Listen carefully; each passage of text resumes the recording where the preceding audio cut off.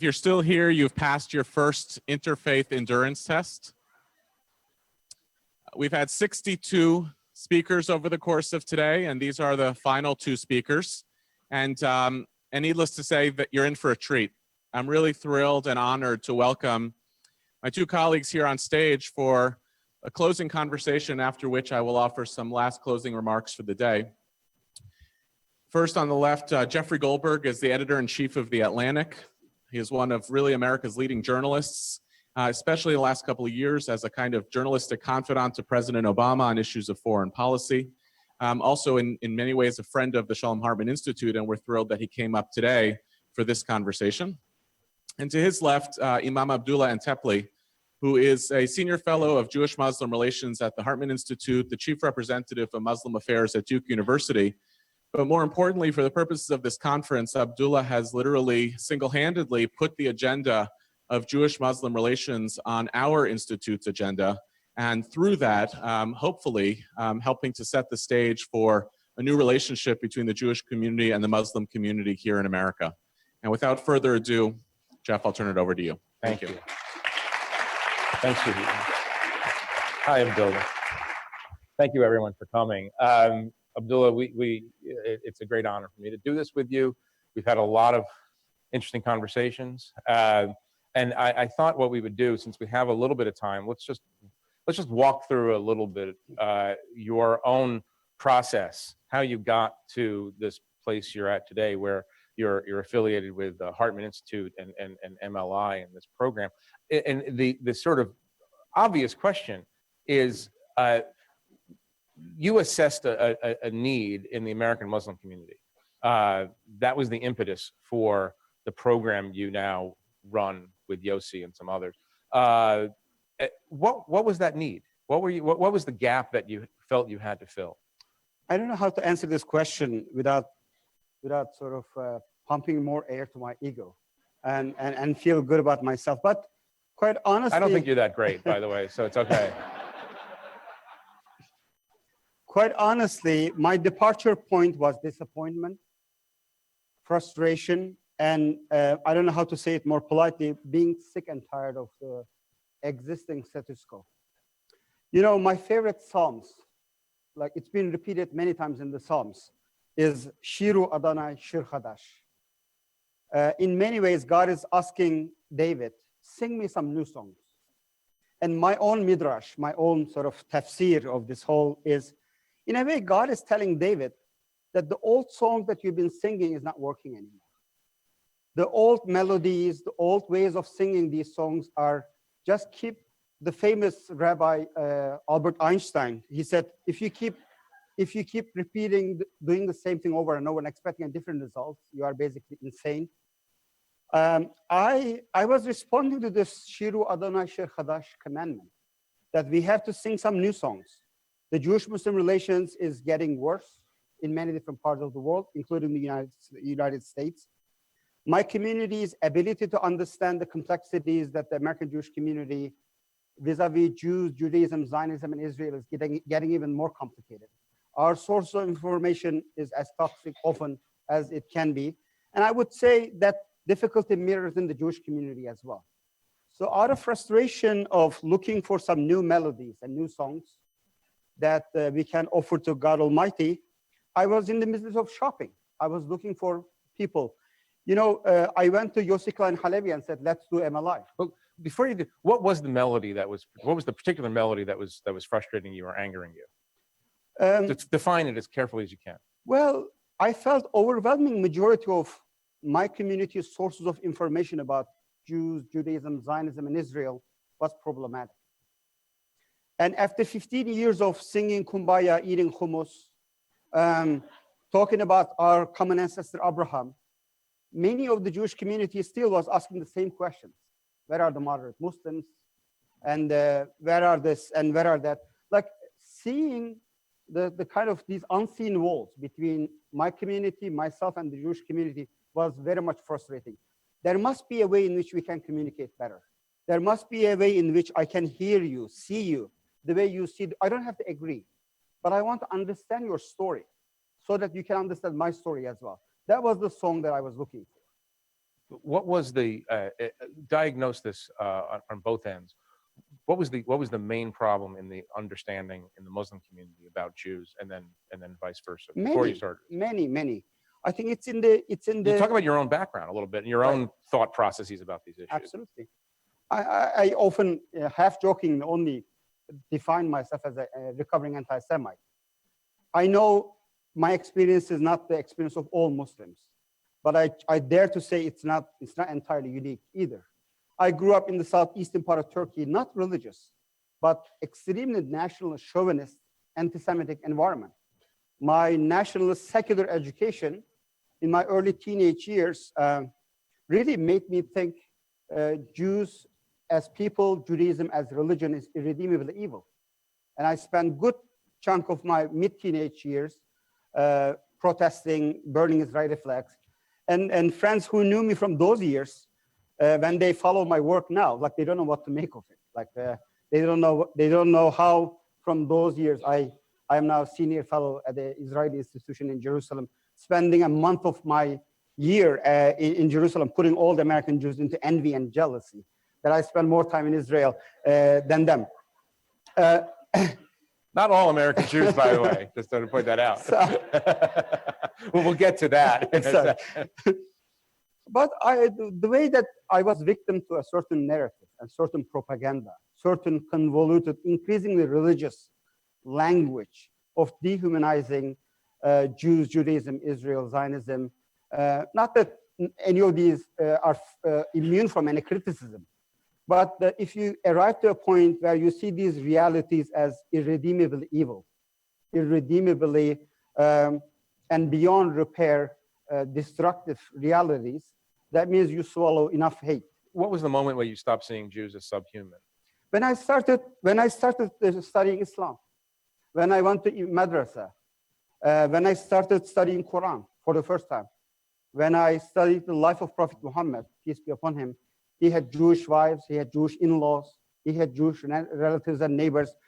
The religion that I was studying, I couldn't reconcile it with the kind of hate that I had swallowed before studying Islam in a rigorous and official manner. That slowed me down in the highway of hate. But what ultimately forced me to take the nearest exit and start driving in the opposite direction is when I met God-fearing, God-loving Jews. When I met real people, you are one of them.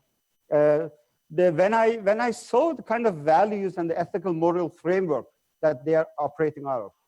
So take us to the program then. The program is not an interfaith, let's all eat hummus together dialogue. The program is an education program for Muslims about Judaism.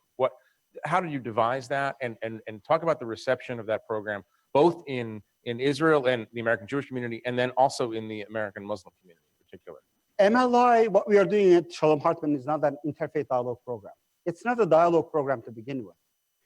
And rightly so, when I first approached them, the leadership, especially my brother, my partner in crime, Yossi Klein Halevi, they were skeptical.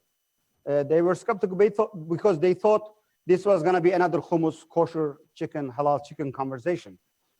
And it took some time for me to convince them. This is the most anti-hummus conversation yes, I've ever been yes. in, by the way. Ironic, right? Yeah. Given the crowd. And Yossi said, why me? I said, because you are credible in the community that I want to talk to. Because you have influence and credibility and recognition and standing in the Jewish community that I need to talk to, but I can't. I need an ally, a character witness, which will open the doors for me to have an honest conversation with that part of the Jewish community.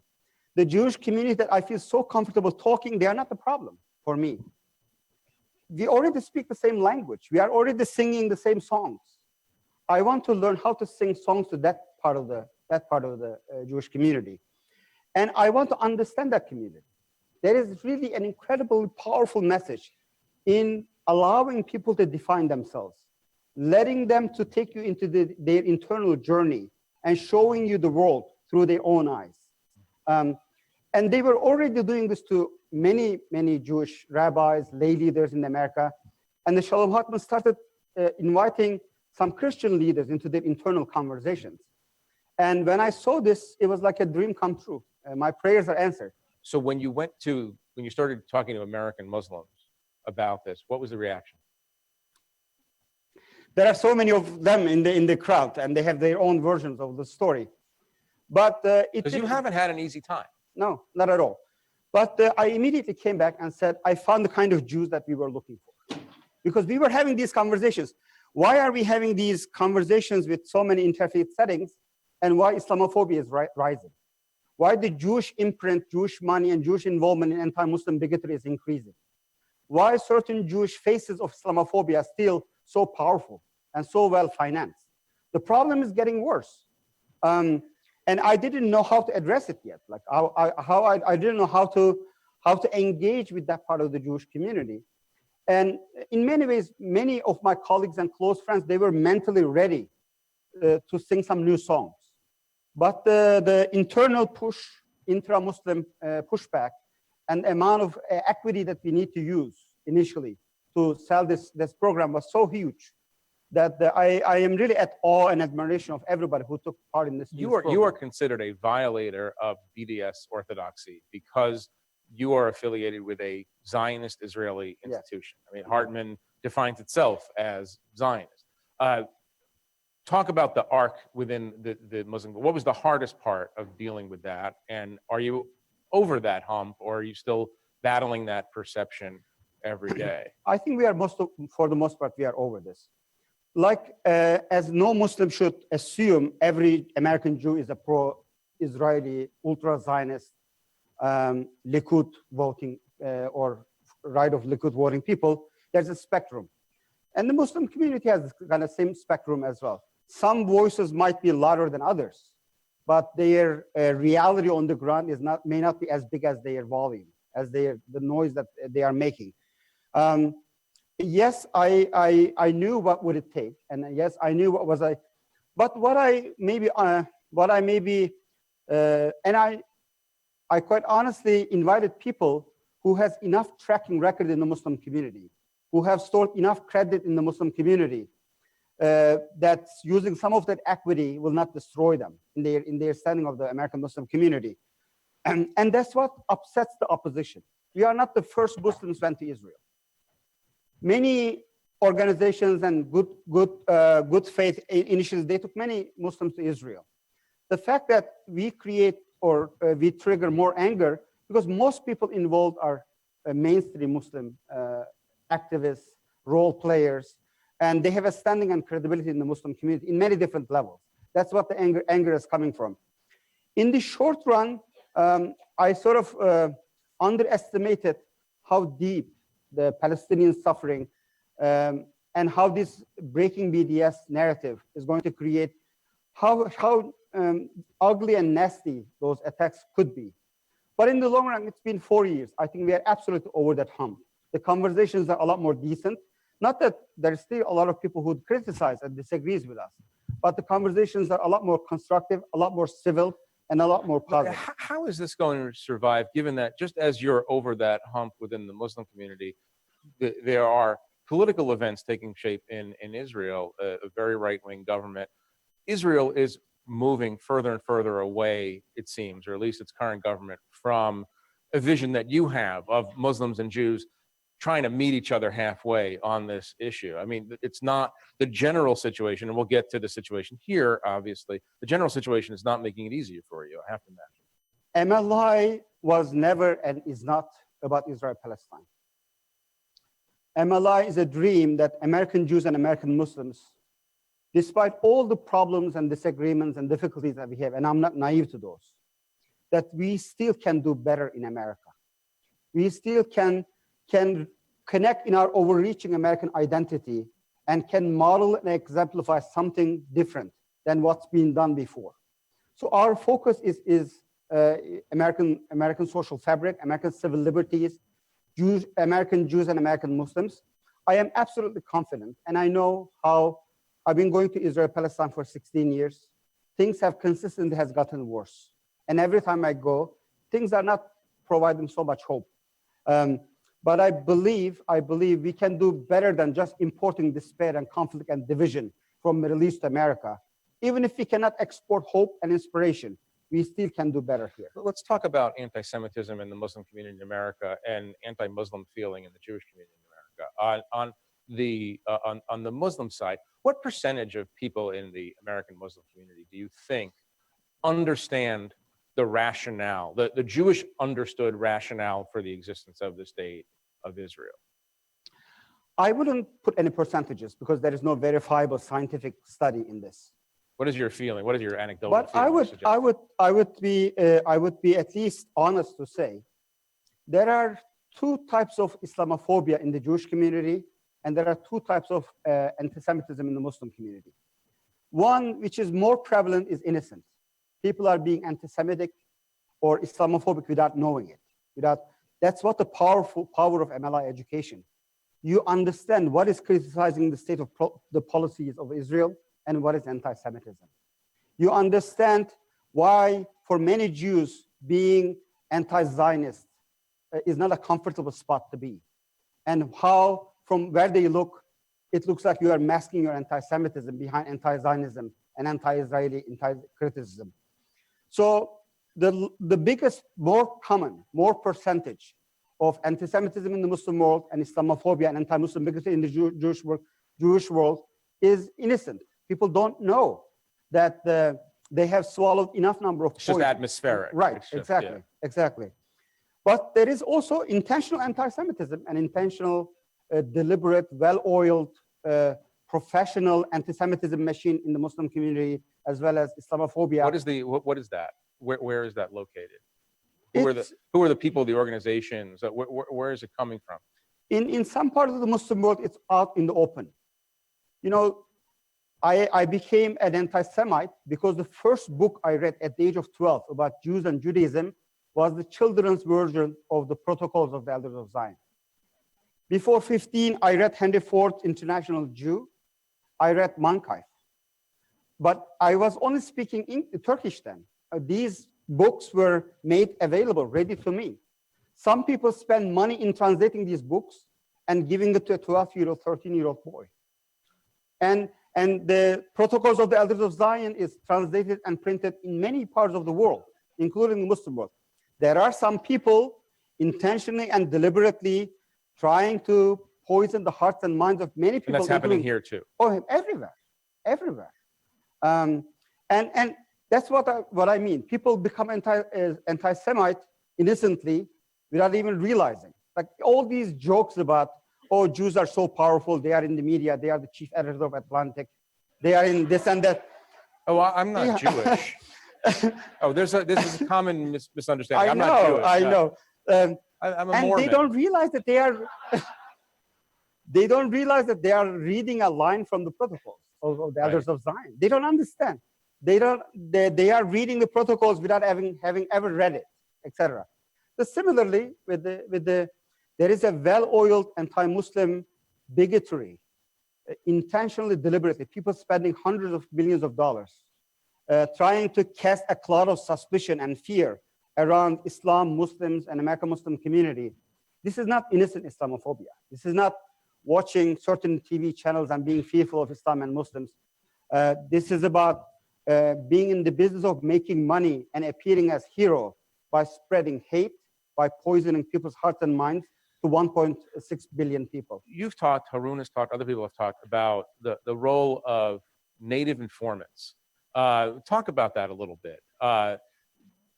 You certainly see this in the Jewish community, ex-Muslims who are hired to be speakers or Muslim dissidents or however they're framed, to talk about is the role of Islam in the world. And similarly, the Jewish community produces its own version of that. Jews who deny Israel's right to exist, who are then brought in to speak to Muslim groups. How common is this, and how dangerous is it? One of my departure point of that frustration when I was looking for different Jewish partners, because I realized, as someone who's trying to recover from hate, when I see hate, I recognize it very clearly.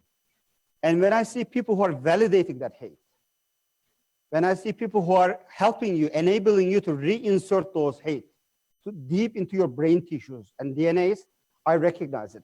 So I was very horrified by some of the Jewish voices in Muslim corners. And I was horrified.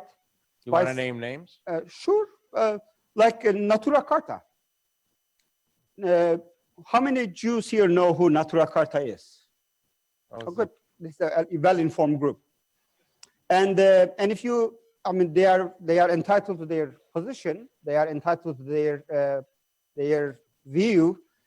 But and maybe for them, they are being honest to what they think it is. But what effectively does to the Muslim community, who are already sufficiently exposed in anti-Semitic literature, is it comes and validates. Here is a very Jewish-looking rabbi telling that Zionism is nothing but racism. It's a colonial land grabbing. Israel is irredeemably evil, and at any cost, it should be undone. Here is a very Jewish-looking person, much more authentic than many Jews, is saying this.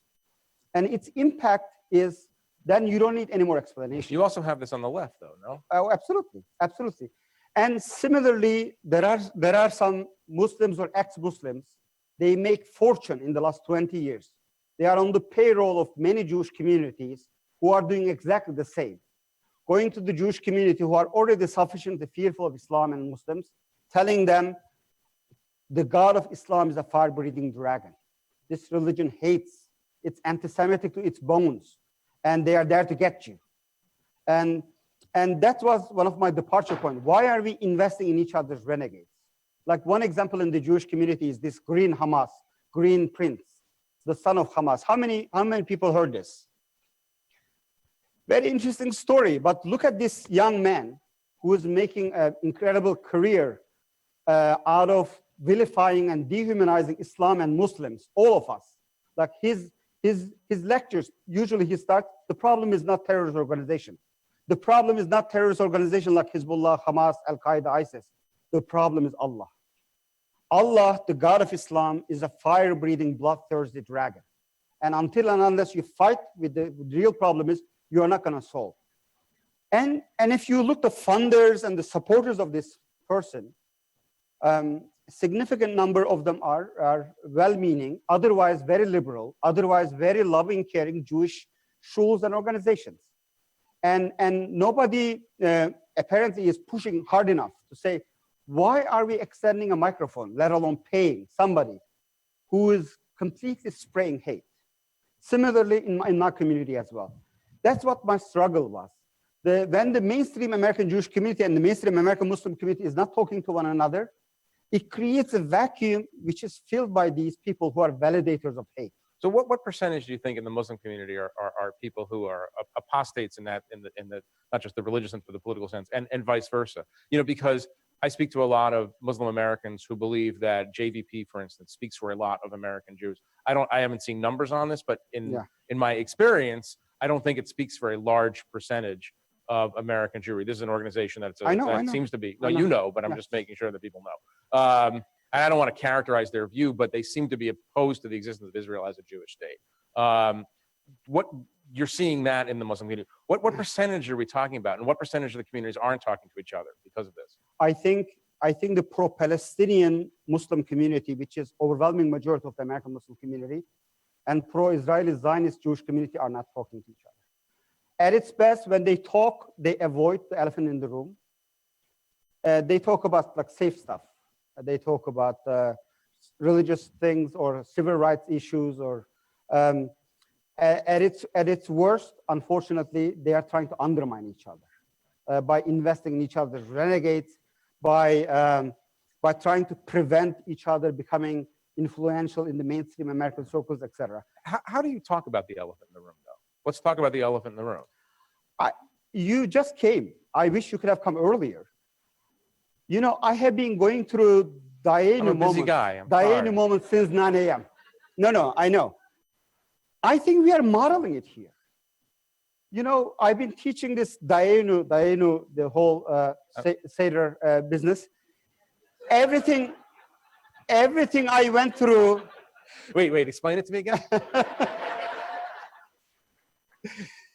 Everything I went through because of MLI. Just the fact that we are modeling today on MLK Day in a school named after Heschel. We are bringing these two godly figures together in the same picture, and Jews and Muslims. But you're not answering the question. I said the elephant in the room is zero-sum narratives about the Israel-Palestine dispute. Like that doesn't. I've been here long enough to know that this has not been a hardcore disputation about the justness or rightness of Zionism. This has been about communal togetherness in a fraught moment. So I'm going back to this question because you work on a campus, Right? And you know how ugly it can get. How do you talk about the elephant in the room without ending with Jews and Muslims screaming at each other and walking out? What I'm trying to answer in a long way is MLI and today's conference is modeling how to talk about it.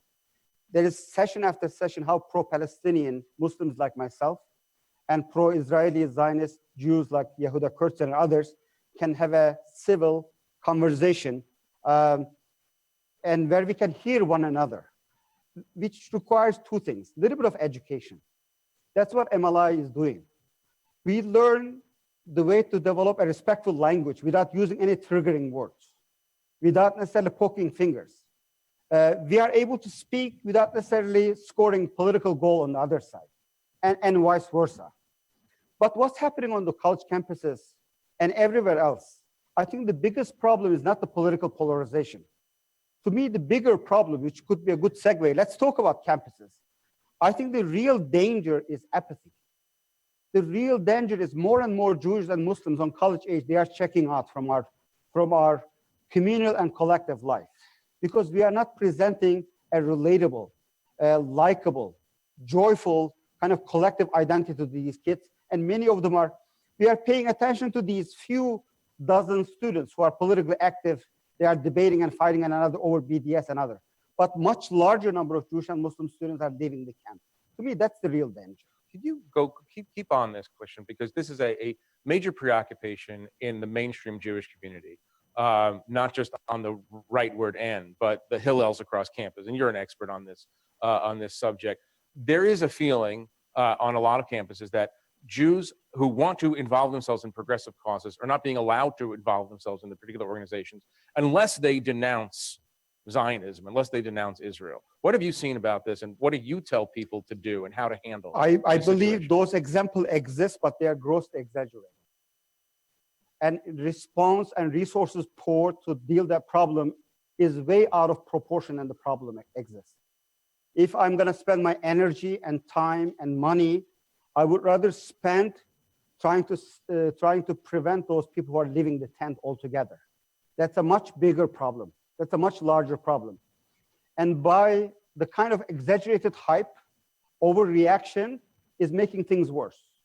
This is a prime example of how you can give more oxygen to the fire that you are trying to put out. Do you think that the Middle East conflict is actually driving young Jews and possibly young Muslims away from their identification with their own faiths on campus? Absolutely. So talk about your own experience. I'm curious to know what's happening. I see this with the number of Jewish students involved in BDS.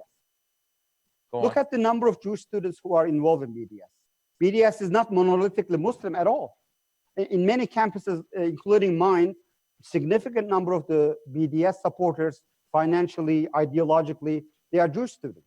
What causes that? They are rebelling against top-down shout political agenda of some organizations and some established policies around Israel within the Jewish community, and they are manifesting their rebellion in that. Do you ever in these discussions with them? Do you ever argue against BDS? You know, I mean, you do argue against BDS as if nothing else, as a politically unwise agenda for an American Muslim community that's hoping to integrate. Is that a fair characterization? I have been into many ironic and weird conversations as a Muslim imam, pro-Palestinian Muslim, trying to reason with a group of angry Jewish students because they are trying to sell BDS to me. Yeah. This is a very interesting tribe. Life takes interesting turns, doesn't it? It's happening with the Muslim community as well. I see good number of Muslim students who are so, for admirable reasons for the most part, they want to do pro-Palestinian activism and BDS. And they are trying to define their American Muslim identity through this activism. But sometimes that's all what they want to do. That's all what they want to do. And there are so many other ways to experience your American Muslim identity, especially in this age of political climate. But I see also more number of Muslim students who are seeing what American Muslim community is doing, this pro-Palestinian activism. Many of them, I am quoting, they are sick and tired of it in some form and shape, because it's the polarization the way we do it, it doesn't make any difference. Palestinians are much worse now than 20 years ago. It keeps pumping despair to their heart, the way they see the American Muslim leadership in some circles are dealing with this issue. And therefore, they are rightfully saying, if this is a litmus test, that I have to sign up to this political agenda in order to be an American Muslim, in order to get a seat on the table, I'm not interested. Are you saying that you believe that the American Muslim community overemphasizes the Palestinian cause to the detriment of other issues? In some corners, absolutely. In some corners, absolutely. Do you consider yourself pro-Palestinian? Absolutely. Let me ask you this, because I've never asked you this before. Do you define someone as anti-Semitic who believes that Israel has no right to exist as a Jewish state? Yes. If somebody I wasn't expecting quite a clear answer like that.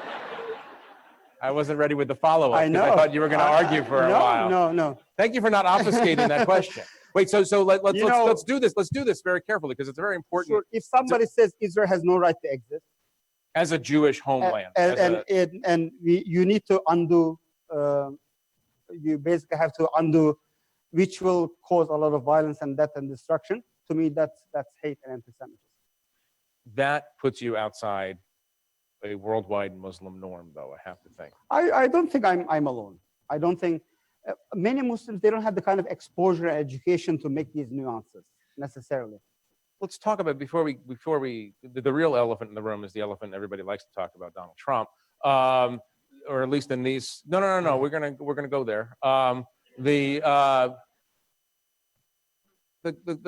question I have is, we've had this conversation where you have suggested that it's politically unwise for American Muslims to embrace the more radical expressions of pro-Palestinian activism because it segregates you from the mass of Americans who do believe Israel has a right to exist.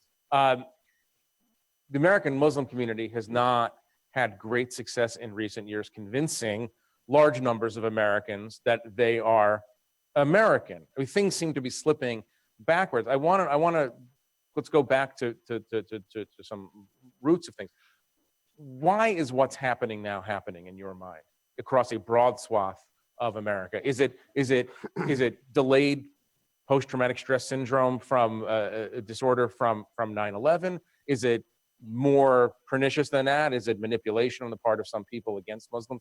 What is going on here? Because the things that you're advocating, integration, acceptance of some American political norms, doesn't seem to be very effective. I think all of the above and more. To me, it's a healthcare problem. If a doctor sees somebody who's sick, is blood work, is overweight, etc., the first thing a doctor will ask to somebody who's not feeling well and he's in such a bad shape, what have you been doing? What have you been feeding yourself with? And what are you not doing?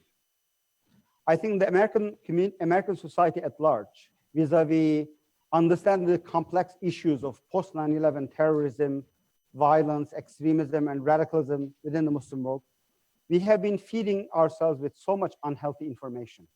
Unhealthy, unnuanced, sensationalist, reductionist, simplistic black and white information that unfortunately, after 15 years of repeating Islam is evil and Muslims are terrorists, Islam is evil, and that irresponsible repetition is unfortunately making a lot of Americans' health in this particular issue completely vulnerable. This is one side of the problem. Second, American Muslim community, our ability to basically model and exemplify loud and clear who we are and what we are all about, and our ability to be in charge of our own conversation vis-a-vis our fellow Muslim community, there's a huge room for improvement as well. I mean, MLI is another attempt for me to reach out to those Americans otherwise through regular or orthodox usual means I will never be able to speak to. What in terms of the organizational structures of the Muslim community, tell us what's lacking. I want to understand, because I mean, there's a practical aspect to this meeting today, which is that the Jewish community is very advanced in organizational structures. We have an organization for every single Jew, in fact. What is missing, and what do you think that the Muslim community should learn from the Jewish community? Well, American Muslim community should learn from Jewish community what to do, also what not to do. And we have to learn from the failures and the success stories of the American Jewish community. What are the failures? I will let you decide. No, come on, you're diagnosing this. What are the failures? I think what makes my heart ache, which I don't want to do, is in some parts of the Jewish community, and I don't know how to say this respectfully. Just say it disrespectfully. It's fine. We're just all friends. Come on. It is so problematic how some part of the Jewish community is holding on to tradition. Go on. And it is equally problematic how some part of the Jewish community is rejecting tradition. Like I am rejecting that either/or conversation. There must be a way in which we can engage and negotiate modernity by not necessarily rejecting and throwing out certain precious elements in our. But go into this a little bit. It's very interesting. I mean, you're like the outside specialist brought in to diagnose the. What are you seeing? You're seeing a large group of people assimilating out of Judaism at the same time that you're seeing a core or a right-wing manifestation becoming more. What I see is an incredibly admirable success of American Jewish community carving out this incredibly respectful space in the American, all levels of civic society, political, but this came at the cost of Judaism, at the cost of tradition, at the cost of these thousands of years of accumulated wisdom. And I'm struggling in specific areas, whether it was worth it. Like, did you have to pay that price to be where you are? And I'm hoping. Do you think that people were forced? Do you think that the Jewish community 2-3 generations ago, when this process started, do you think they were forced to pay a price for admission, or do you think this was a willful shedding of traditions that seemed irrelevant or anachronistic in this new setting? I would say it was both, but mostly it was unintended. You cannot see the impact of this. I think, for example, the high number of interfaith marriage in the Jewish community, nobody intentionally and deliberately wanted to arrive there. But it happened as a result of that incredible integration to the American mainstream. Like, you can't plan this. You cannot engineer this. So I'm going to intuit that you're worried about a process that the Jewish community has undergone for a couple of generations. You're worried about this taking place in the American Muslim community as well? Absolutely. Do you think that the American Muslim community is inoculated against the temptations of over-assimilation, or do you think that America is America and it will do this? When Pew Research result came out about the American Jewish community, the next day I had 9 voice messages from Muslim communities all around the country, basically saying the following: you seem to know something about Jews and Judaism. Come and tell us how we are not going to end up there. How our Pew Research in 50 years will at least be better. Because for many, many Muslims who would like to be as American as apple pie, who would like to produce Muslim Seinfelds, Muslim David Lettermans, Muslim Jeff Goldbergs, but at the same time we are not willing to pay that huge price that as we see it in the impact of the American Jewish community. Okay, so you were posed the question, what's the answer? Did you give them an answer? Well, it's remained to be seen. It's remained to be seen. The way, there's no answer. America will do its job. No, but there probably is an answer. There probably is a way of threading this needle. And I'm not. There's a billion ways of parsing this in the Jewish community. Some people will say that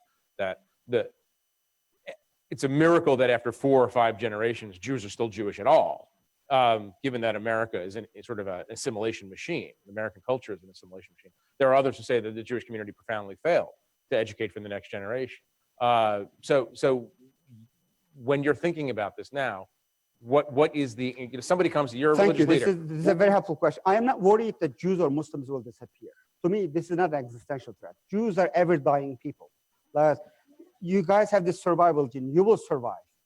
What I'm worried is when I study Talmud, when I study Torah, when I study Kabbalah, this incredible wisdom, it is too precious to give up. It is too precious to be forgotten and left to these academics in ivory towers discussing this. Many of the wisdom there, if it is translated enough, if it is kept alive, it can be a source of comfort, strength to our modern issues and modern problems as well. You don't have to give it up. It's just because it's not accessible. We have to make that wisdom. Similarly, in the Islamic tradition, there is so much wisdom. If we know how to present it in the modern language, in the modern tone, it can be still incredibly relevant. It can pump life to our institutions, our collective life. It's a related question, given what we were just talking about, but there is I'll own it. It's my analysis. ISIS and groups like ISIS have a message from Muslims, which is that there is no way to be a devout, proper Muslim in the land of the infidel, America, Europe, and so on, right? There are people in America now who, whether intentionally or not, make that same argument, that there is no space in America for Muslims. So they are echoing in a weird way. They're doing ISIS's ideological work for them. I have to think, though, that this kind of pressure that you're getting, people saying, people now who are going to be entering some pretty high reaches of government in 5 days or so, I have to think that is going to work against assimilation. Are you seeing in the Muslim community now a kind of response to this where it says, you know what, we've got to hunker down and stay true to ourselves, and because this country doesn't want us to assimilate? Is that something that's happening? Absolutely. You just beautifully articulated the pain and the deep heartache of many American Muslims, that we feel we are between many different fires. On one hand, crazy people doing evil things in the name of Islam, like ISIS. And on the other hand, rising voices of exclusion and unwelcome, this Muslim bigotry, who are helping each other. Like, these are two different fires. And as you said, these voices here in the United States, like here at Duke University, I'm telling my students, love your flag, love your country. It is your religious duty to serve your country and look for offices, run for DNC chairmanship. This is your Muslim American. Just as a random theoretical example. And when some voices from prominent offices, prominent places say just otherwise, that even if you do everything you need to do, even if you make it to Duke University, even if you finish Ivy League schools, even if you, like, I hate the term, it's a very problematic term, if you are a moderate Muslim, etc., that we will always put a question mark on you. You will never be fully part of this social fabric. Are people giving up? Some are. How does that manifest itself? Does it manifest itself in dangerous ways or just despairing ways? The real damage is psychological, but let me give you some examples of giving up. Some women are stop wearing hijab, and some choosing to wear it to make a point, not as a religious practice, but to identity politics. And two are very interesting dynamics. And in some ways, depending on the individual's situation, and it can be problematic in both ways. Some people are changing their names. They don't want to be called, like if your son is Usama, and if he is running at the airport, and you want to call him, like, how would you do this? Like, or if you're Osama, not that Osama. Yeah. Something like that, right? Like, you cannot win that argument. Right. People are being thrown out of airplane because they are saying inshallah, mashallah, Right. etc. But the real damage is not these examples that I gave. The real damage, which Jewish community can hear us, understand us much better than any other community, that internalizing that you don't belong here. There's something wrong with you. There's something wrong with your religion. There's something wrong with your religious and cultural identity.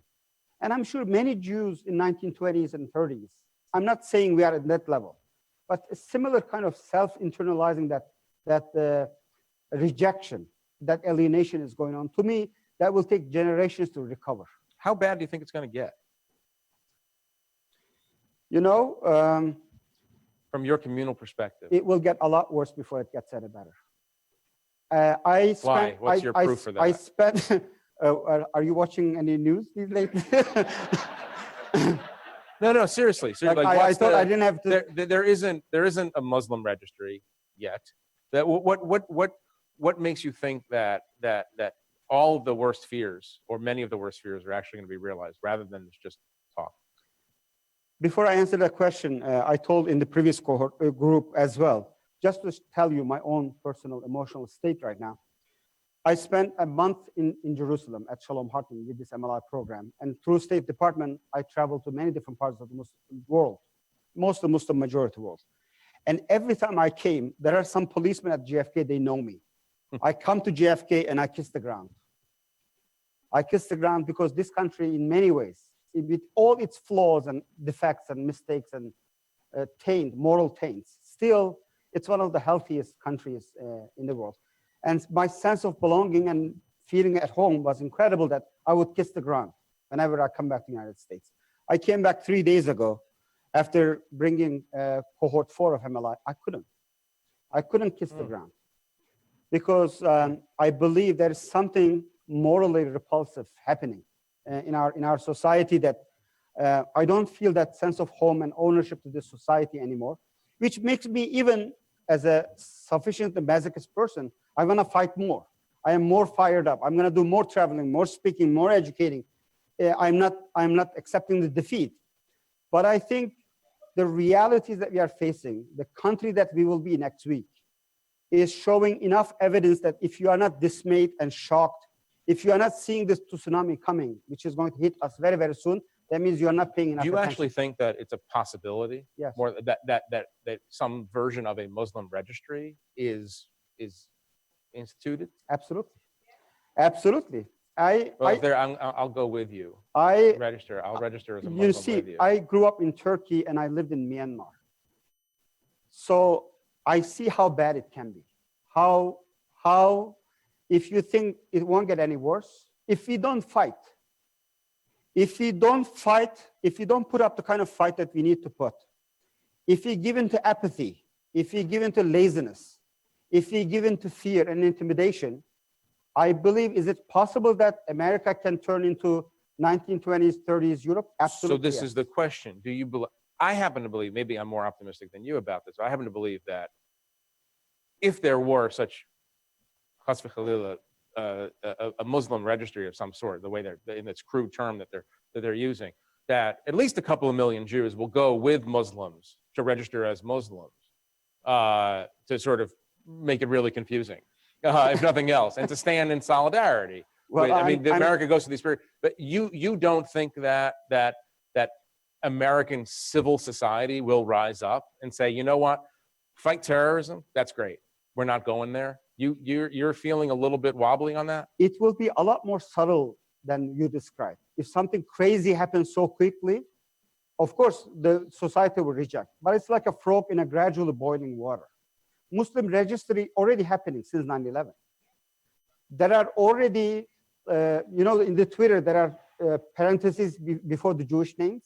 There are seen and unseen red, yellow stars on Muslim names in many different. There are no-fly lists. It's already happening very, very slowly. The fact that 61 million people in this country said this is kosher, this is acceptable. First, it will say banning from terrorist countries, and this will be mainstream, and it will be normal. And if it is not okay for Muslims to come from overseas, then they will push, it is not okay for them to stay in this country. It will be very gradual. And if you don't remain vigilant, if you don't remain alert, if you don't, like I love the meme, when they first came for the this and that, the Jewish version is, they first came for the Muslims, and we said, over my dead body. Like in the first round, we have to stop this. If it goes few rounds, if this voices of unwelcome exclusion, hate, succeeds in marginalizing and dehumanizing one minority after another, this cancer will gradually, it'll be too late. It'll be too late. Let me end with this very broad question for you. And this is a practical question. What is the minimum the American Muslim community needs to do in order to build a solid, broad alliance with the majority of American Jews, and vice versa? What is the minimum that the American Jewish community needs to do in order to overcome whatever historical anxieties or angers there are with the American Muslim community, in order to actually have a coalition of like-minded people? What are those conditions? I think the basic decency is to stop hate towards each other. And respectfully, you don't have to agree. You don't have to endorse. At least we should be able to hear one another. You have to open up these channels of communication, develop respectful language. At least we should be able to, in a respectful manner, be able to speak and hear each other without getting triggered to our existential threats, without necessarily getting into our defense mechanism, without playing this zero-sum game with one another. And I don't think neither the American Jewish community at large nor the American Muslim community is doing this well, doing this in a large scale. Regretfully, often in a subtle and unsubtle way, hate goes unchecked. The discrimination and dehumanization goes unchecked. And regretfully— Is there a way of doing this while cutting out, cauterizing the Middle East conflict, or is that just an impossibility? You have to grapple with it, or can you ignore it? American Jews and American Muslims, we have to bring our relationship to a level of health and strength. We should be able to speak and disagree and argue, but remain in relationship about Israel-Palestine. Any Jewish-Muslim conversations avoid and denies and refuse to talk about Israeli-Palestinian conflict is dishonest, and it's not going to solve the problems that we are facing. So you could start with hummus, but you have to end with— Yeah, as an ultimate goal, in addition to everything that you try to do, make sure you will be able to speak Israeli-Palestinian conflict in a very honest, brutally honest way with one another. Abdullah, thank you very much for doing this. I really appreciate it. Thank you very much.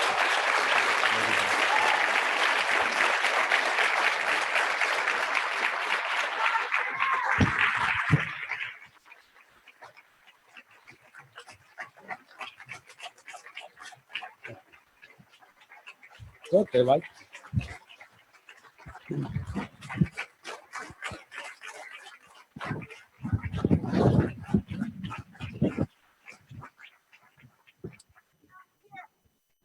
So first of all, I want to thank both of you for this just phenomenal closing conversation, which got at so many of the themes and issues that we talked about today, but took it to a different level in terms of candor and clarity. Thank you both.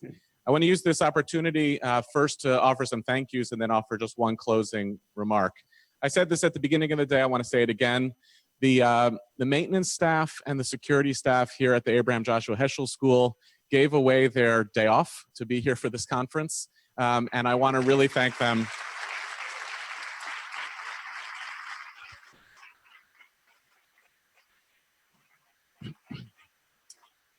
And although she's not here in person to accept the thanks, I want to thank Ariella Dubler, the extraordinary and visionary head of school here, for partnering with us to make this conference a success today.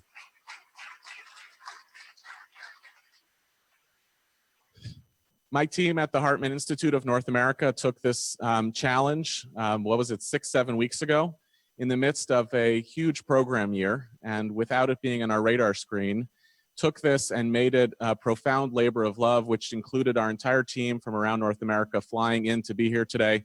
So if the Hartman North America team is in the room, can stand up. I just want to acknowledge all of your incredible hard work.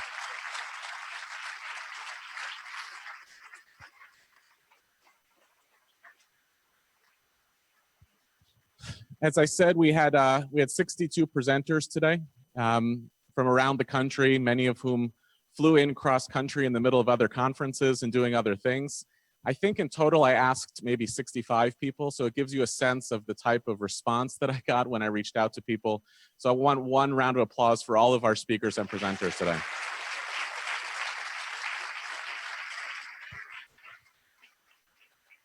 And here's the this is the closing comment that I want to share. One of the things that we experience oftentimes in our work, which is about study and learning and deep thinking, and we try to apply that to questions as vexing as Jewish-Muslim relations in America, or as easy as Israel's standing as a Jewish and democratic state.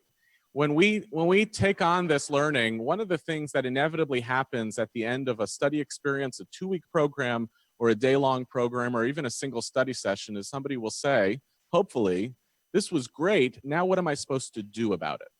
And I assume that many of you are asking that question.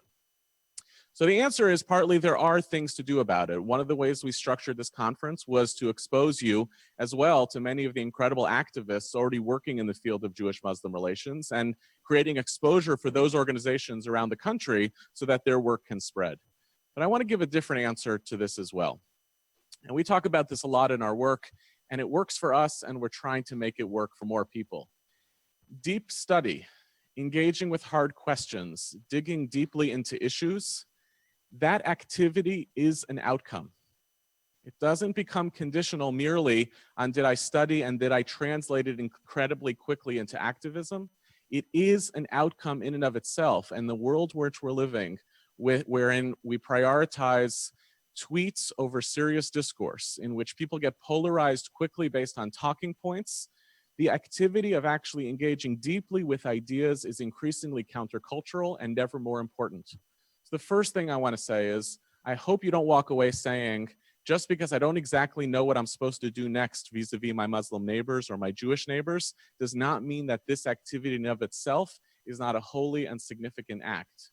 In rabbinic tradition, the question that the rabbis struggle with is, which is more important, study or action? And the rabbis go back and forth on that divide. And as we know, they conclude, study is greater for it leads to action. But I don't think they mean to tell us that I can only evaluate the quality of my study on the basis of the action that comes next. So I want you to breathe. I want you to say, if you were here all day, not just what do I do tomorrow, but what was this learning about for me, and how can I make this more part of what I do? And the second thing I want you to do is I want you to interrogate what it is that we tried to do with these learning sessions. And they were all very different, and there were a lot of stuff going on. But a couple of the pieces that we tried to make critical to the vocabulary of the Muslim Leadership Initiative, to the Hartman Institute more generally, and today at this conference, were number one, we asked our speakers in general to perform a certain vulnerability. To not get up and give the talking points. God knows there were not a lot of talking points, especially in this last session.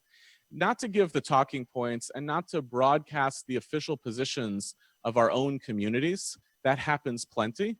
But to actually get up and try to be a little bit vulnerable about the questions we ask to our own communities, the challenges that we pose, and the efforts that we're trying to do something differently. We are in desperate need of courageous religious leadership today, which doesn't simply stand up for its own people, but interrogates and criticizes its own community in order to make its own community better. This is one of the legacies of Abraham Joshua Heschel, who is remembered by and large on a day like this for what he did for others, but who was as much a part of his work, an internal critic to the Jewish community, its structures and its ideas, as he was an external activist. And when we make possible for religious leaders to stand, and communal leaders, to stand in front of communities of people who are not their own, and to be self-critical about their own communities, we create the possibility for a working across difference that the performance of our own identities oftentimes obscures. And the last thing I want to say, there's a lot of work that can happen to make Muslims and Jews friends. And a lot of that is very valuable and wonderful, and it's always good to have friends. There's a lot of work that can happen in Muslim-Jewish relations that can make Muslims and Jews allies. And oftentimes that requires sidelining the political issues where we disagree in order for us to become allies. But one of the pieces that we found in this work that is most critical and perhaps most underinvested in, which we're trying to do, is that we actually could make great progress by not as much focusing on Muslims and Jews as friends and not exclusively on Muslims and Jews as allies, but Muslims and Jews as character witnesses for one another. What character witnesses allows us to be is people who deeply disagree with each other, but find ways to understand that those disagreements emanate, to use some classic Jewish language, from a machloket sometimes, not always, a machloket l'shem shamayim, a dispute that is for the sake of heaven, which in our tradition is a dispute that is intended to last. We're not always in the business of shutting down dispute. We are finding ways to make dispute actually holy. And when we have character witness relationships, when I know that the way in which you approach this issue is with seriousness to your faith and loyalty to your own community, and sometimes we will agree and sometimes disagree, all of those other activities, the political performance of alliances, the standing up for others, is a natural outgrowth of those types of commitments. I want to thank you all for being here with us today on this journey, and thank you again for coming.